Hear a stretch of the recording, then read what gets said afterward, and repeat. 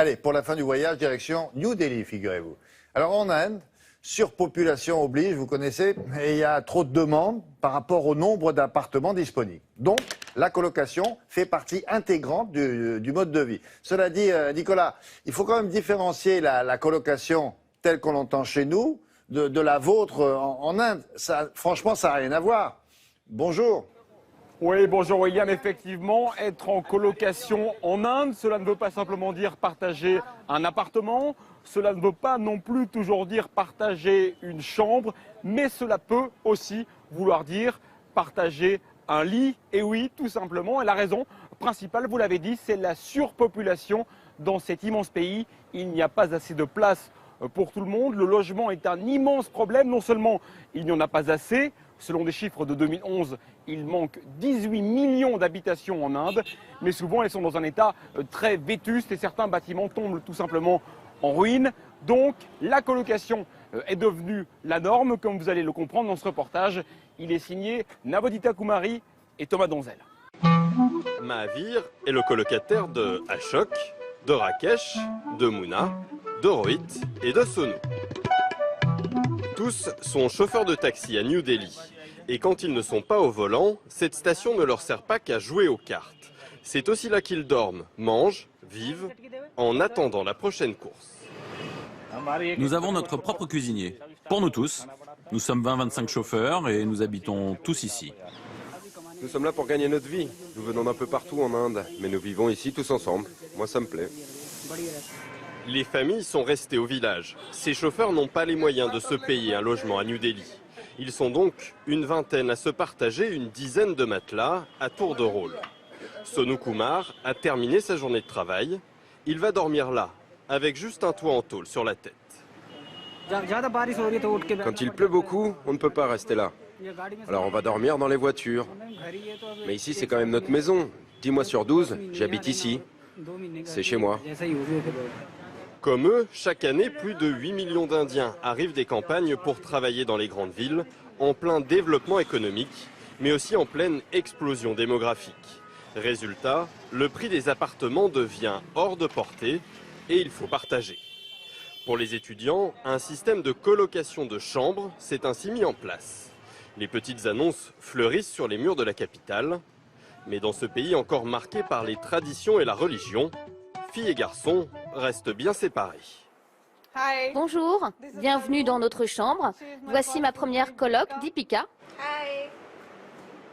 Voilà ma seconde coloc, Shital. Et ce sont nos lits. Comme ces étudiantes, ils sont généralement 3 ou 4 par chambre.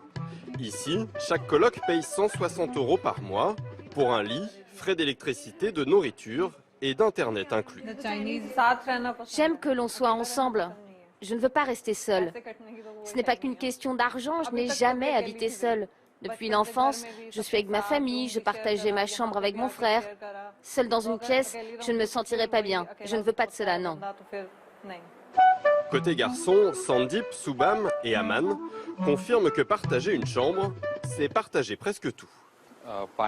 Ça, c'est la chemise de mon coloc. Mais vous voyez, on fait la même taille, donc je peux la mettre. On a un peu plus de mal avec les pantalons, mais avec les vestes, ça marche aussi.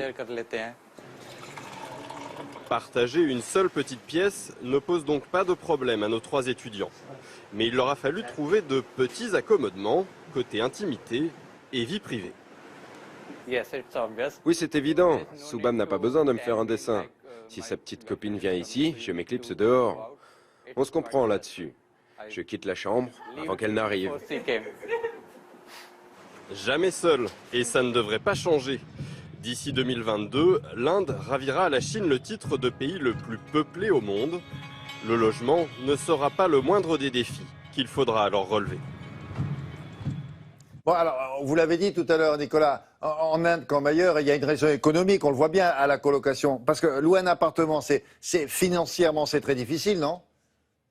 Oui, tout à fait, William. Alors c'est vrai partout dans le monde, mais je pense qu'en Inde, c'est un petit peu plus vrai qu'ailleurs. Partager un logement, bien sûr, cela permet de partager les coûts. Je m'explique. Ici, à New Delhi, au début du mois d'avril, il fait déjà 40 degrés.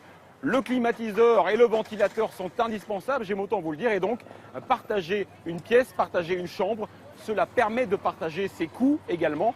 Et puis les Indiens partagent également les frais de nourriture, d'électricité. Et puis les loyers dans les grandes villes, comme ici à New Delhi, sont plutôt chers comparativement aux salaires. Mais grâce à toutes ces économies de partage, les Indiens ne payent en moyenne que 14% de leurs revenus pour se loger. Oui, mais Nicolas, au-delà de ça, c'est aussi un mode de vie dans ce pays. C'est un esprit de partage en quelque sorte, non?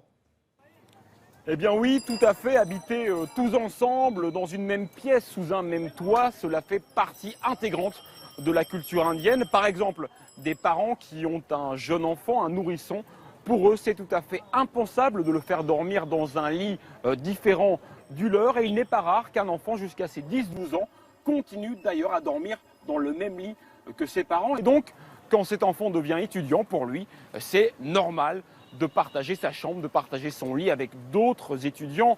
Ici, vous savez, on a ce système de famille étendue. Les parents, les enfants, les petits-enfants, les grands-parents et parfois même les oncles et les tantes habitent tous ensemble. Et donc, vous l'avez compris, la colocation en Inde, c'est vraiment une affaire de tous. C'est culturel. Merci Nicolas, merci, à très bientôt.